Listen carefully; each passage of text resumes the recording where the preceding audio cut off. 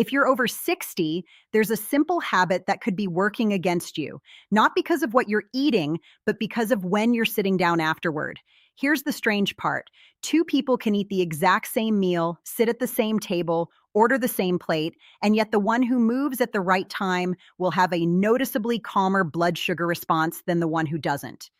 In the next few minutes, I'll show you exactly when that window is, and it's probably not when you think. By the end of this video, you'll know the single best time to get up and move after a meal to help your body handle blood sugar more smoothly, and why this matters more as we get older than it did in our 30s or 40s. You'll also learn how long you actually need to move for, because it's a lot less than most people assume. And you'll learn what to do if walking itself is hard for you. This isn't about starting a new workout routine or overhauling your life. It's about shifting a habit you probably already have, just slightly, so it works with your body instead of against it. Quick note before we dive in. This video is general health education, not personalized medical advice.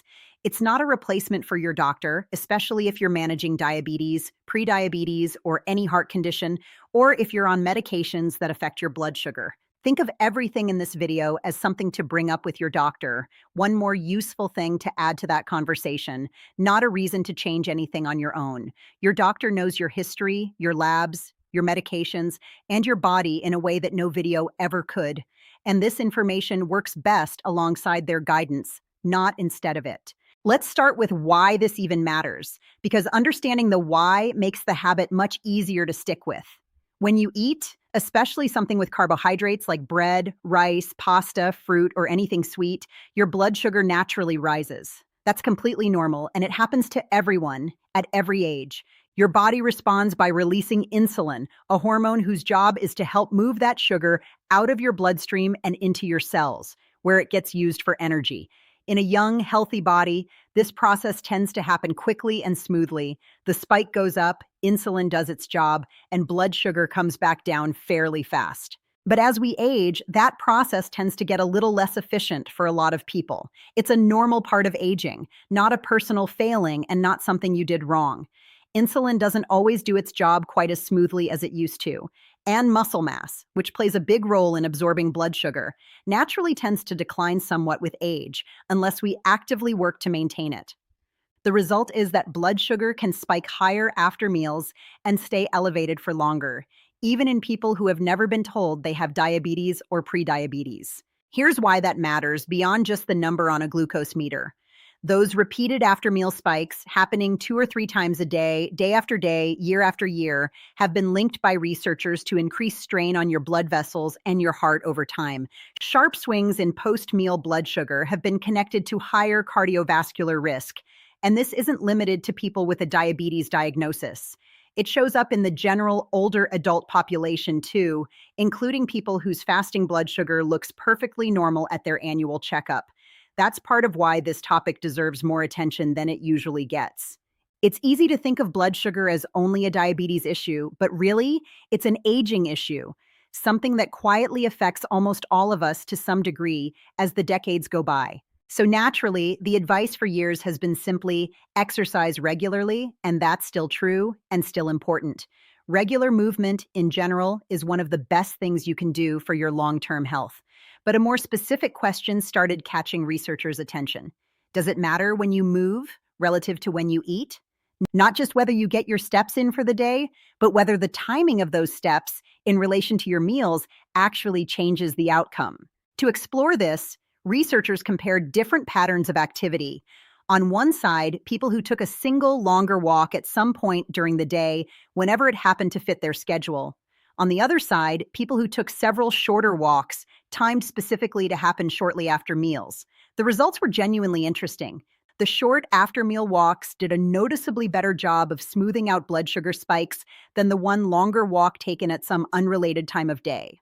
One well-known study looking specifically at older adults found this pattern showed up clearly around the evening meal in particular, which tends to produce the largest blood sugar spike of the day for a lot of people, likely because evening meals are often larger and because our insulin sensitivity naturally shifts somewhat throughout the day. Think of it like this. Your blood sugar rise after a meal is a lot like a wave building out at sea. If you get moving while that wave is still forming, your muscles are actively contracting and asking for fuel, and they pull glucose directly out of your bloodstream in real time, essentially helping to flatten the wave before it peaks. But if you wait until hours later to go for your walk, the wave has already crested and rolled back down on its own. At that point, you're not really softening the spike anymore. You're just adding general activity after the fact, which is still healthy, but it's not doing the same specific job. Same amount of movement, very different result, depending entirely on timing. Now, here's the part I really want you to stick around for, because the when is honestly only half the story.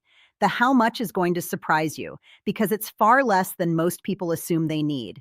If you've ever thought to yourself, there's no way I'm doing a workout after dinner, I'm exhausted, you are going to want to hear this next part, because it changes the whole picture. You do not need a formal workout. You don't need workout clothes, a gym membership, special shoes, or even to leave your house.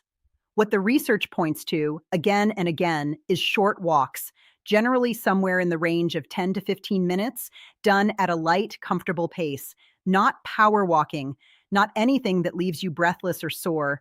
Just steady, easy, unremarkable movement, the kind you could do while chatting with someone or listening to your favorite show. That could look like a slow walk around your living room or down the hallway a few times while listening to a podcast. It could be a gentle loop around the block if the weather and your neighborhood sidewalks cooperate. It could be walking in place during the commercial breaks of whatever you're watching in the evening. It could even be light housework that naturally keeps you on your feet and moving, folding laundry while walking it to different rooms, tidying up the kitchen, watering plants around the house. None of this needs to look like exercise in the traditional sense. It just needs to involve your muscles being active. The goal is simply to have your muscles engaged and pulling in fuel during that window when your blood sugar is naturally rising, which is generally within the first hour or so after you finish eating. And here's some genuinely good news for anyone who eats 3 meals a day. This isn't a once a day, do it and you're done kind of habit. The research suggests the benefit shows up meal by meal, which means a short walk after breakfast, another one after lunch, and another one after dinner tends to help more overall than saving up all your movement for one longer session at some unrelated point in the day. Little and often, timed well, appears to beat long and occasional. Now, if walking is difficult for you, whether because of joint pain, balance concerns, recovering from a procedure, or any kind of mobility limitation, I don't want you to feel like this video doesn't apply to you, because it absolutely does. The underlying principle here isn't really about walking specifically, it's about light muscle activity happening after eating. Walking is just the easiest and most studied way to do that for most people. If walking isn't realistic for you right now, there are other ways to get a similar kind of muscle engagement. Gentle seated leg lifts or marching in place while sitting in a sturdy chair can activate the large muscles in your legs without requiring you to stand or balance.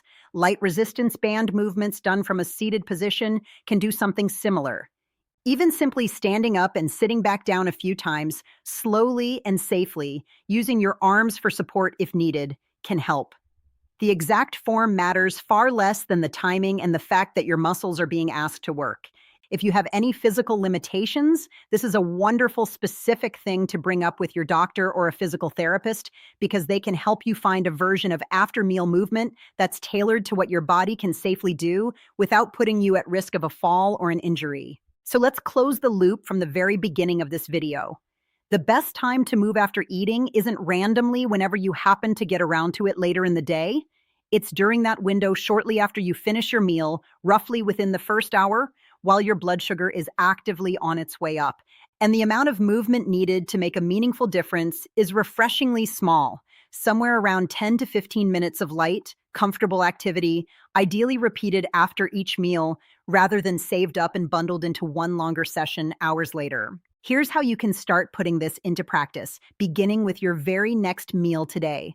First, pick one meal to start with rather than trying to change all 3 at once. Dinner is often a great place to begin since research suggests the evening spike tends to be the largest for many people, which means there's more room for a noticeable improvement. Second, set a simple, consistent cue for yourself. Something like, once I clear the table, I walk for 10 minutes. So the habit becomes automatic over time rather than something you have to consciously remember and decide on every single day. Third, Keep the intensity light. This is genuinely about consistency, not effort. A slow, comfortable pace is exactly what the research supports, so there's no need to push yourself. And fourth, and this one is important, talk to your doctor before making any changes to your routine, especially if you take insulin or any other blood sugar medication. If you have balance concerns, or if you have any heart or joint condition that affects what activity is safe for you, your doctor can help you fine tune the timing and intensity in a way that fits your specific health picture, and they may have additional guidance based on things this video simply can't know about your situation. Small, well timed habits like this one are often more powerful in the long run than big, dramatic changes that are hard to sustain. And this is a perfect example of that idea in action. You don't need to overhaul your diet, join a gym, or add hours of exercise to your week. You simply need to move a little at the right moment after meals you're already going to eat anyway. That's it. That's the whole habit. If this was helpful, consider subscribing because we cover practical, evidence-based habits for healthy aging, just like this one every week, always explained in plain language, without hype and without gimmicks. And if you're curious about another simple daily habit that quietly affects your heart health, check out our video on morning blood pressure patterns. I think you'll find it just as useful and just as easy to put into practice as this one. Take care of yourself, and I'll see you in the next video.